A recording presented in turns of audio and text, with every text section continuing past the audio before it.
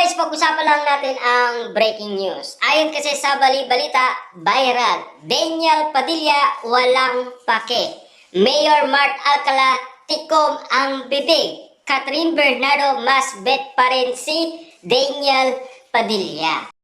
Bakit nga ba pinag-uusapan ngayon sina Catherine Bernardo at Daniel Padilla? Unang-una, nang dahil sa kanilang reunion movie. Ikalawa, inaabol sina Daniel Padilla at Catherine Bernardo dahil gusto nang maglaylo bilang artista. At lalong-lalo na napapag-usapan, tila may namumuong balikan. Kasi parang may alam daw ang PR ni Catherine Bernardo na hindi alam ng karamihan.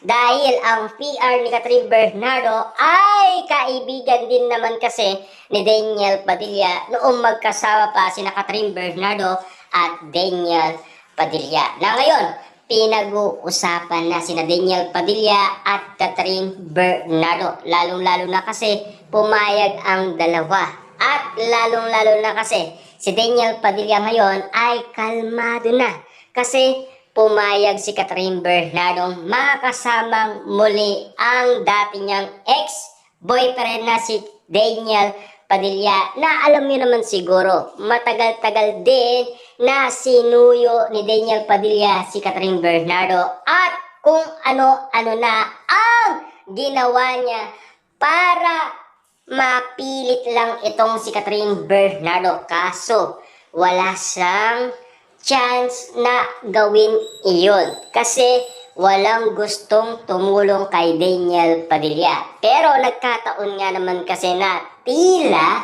meron nang tumulong kay Daniel Padilla at saktong-sakto wala si Mami Min Bernardo. Kaya si Daniel Padilla ay nakaprepare noong kinausap niya si Catherine Bernardo. Pero ngayon masaya na at kalmado pa sina Daniel Padilla at Catherine Bernardo. Pinagmamasdan kasi ang bawat muka ni Daniel Padilla at Catherine Bernardo na tila kakaiba na ang naaamoy ng mga Dilulu fans. Tila kakaiba na ang kanilang mga kinikilos.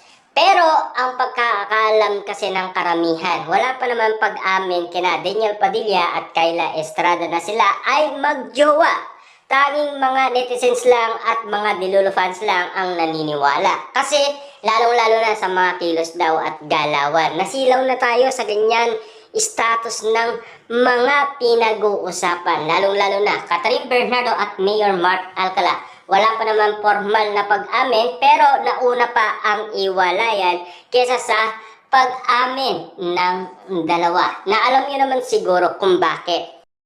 Ayon noon sa balita, si Mayor Mart Alcala daw baka gamitin lang si Catherine Bernardo sa politiko. Yan kasi ang nasa isipan ng karamihan. At lalo-lalo na Daniel Padilla at Kayla Estrada hindi magkasundo yan sa unang season 1 ng Incognito. Na alam niyo naman siguro kung bakit. Si Carla Estrada daw ay maarte, Daniel Padilla ay conservative, at siyempre pinag-uusapan marupok pa rin si Daniel Padilla at Catherine Bernardo. Kaya nga naman kasi hindi pa rin sila nakaka-move on sa kanilang relasyon. Kasi inamin naman niya ni Daniel Padilla at lalo-lalo na kasi si Catherine Bernardo, pinag-usapan siya ay marupok noong nagkausap sina Daniel Padilla at Catherine Bernardo. Doon na napag-usapan ang tungkol sa marupok si Catherine Bernardo at lalo-lalo na si Daniel Padilla ay inamin niya na siya ay marupok kay Ian, kasi kasama si Ian sa Incognito hanggang ngayon season 2. Na alam niyo naman siguro, no? Dahil pinag-uusapan na sina Catherine Bernardo at Daniel Padilla. Parang pinag-uusapan na kasi noong 2025 na inayaan na ng pamilyang Bernardo si Catherine Bernardo at lalong-lalo na si Ma'am Carla Estrada inayaan na rin si Daniel Padilla. Kasi nasa tamang edad na sina Catherine Bernardo at Daniel Padilla. Kulang na lang kasi ay ikasal na ang dalawa at siyempre ang napapag-usapan nga naman kasi baka nga naman kasi sila Daniel Padilla at Catherine Bernardo sila pa rin ang uli at ending. Dahil sa mga pinag-uusapan, lalong-lalo na ang mga prediksyon na pilit binubuhay ng karamihan. Kung bakit napapag-usapan ang ganitong sitwasyon na sina Daniel Padilla at Catherine Bernardo ay sila pa rin. Yan kasi ang mga napapag-usapan ngayon. At siyempre, alam niyo naman siguro kung bakit hindi mapakali ang social media kina Daniel Padilla at Catherine Bernardo. Kasi nagbabalik na ang Katniel sa kanilang tambalan.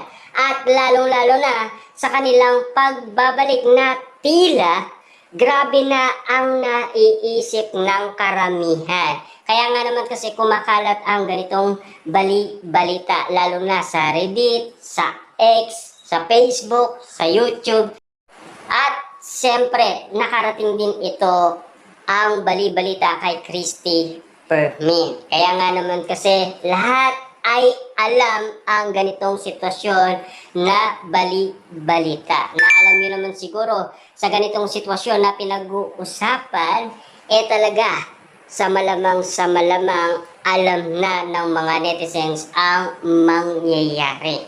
Na alam niyo naman siguro noon pa man ay pinag-uusapan na sina Daniel Padilla at Catherine Bernardo. Baka kasi sa kanilang pagbabalik, doon na masilayan ang kakaibang kilos ni Daniel Padilla at Catherine Bernardo. Na alam niyo naman siguro may mabubuntis daw si Daniel Padilla pero hindi si Kyla Estrada ang nakikita ng prediksyon o ang manghuhula. Ibang babae daw. Baka nga naman kasi ito na ang inihintay ng karamihan. Na alam niyo naman siguro, matagal-tagal din nangarap ang Katniel na sana matupad at magkaroon din sila ng anak at lalong-lalo na mahilig sa bata itong si Daniel Padilla at Catherine Bernardo dahil sila ang nag-alaga sa pamangkin ni Catherine Bernardo. At alam nyo ba na inanak yun ni Daniel Padilla ang nasabing pamangkin ni Catherine Bernardo. Kaya nga naman kasi noon pa man ay marunong na silang mag-alaga ng bata. Para nga naman kasi kung sila man ay magkaroon ng bata, at least alam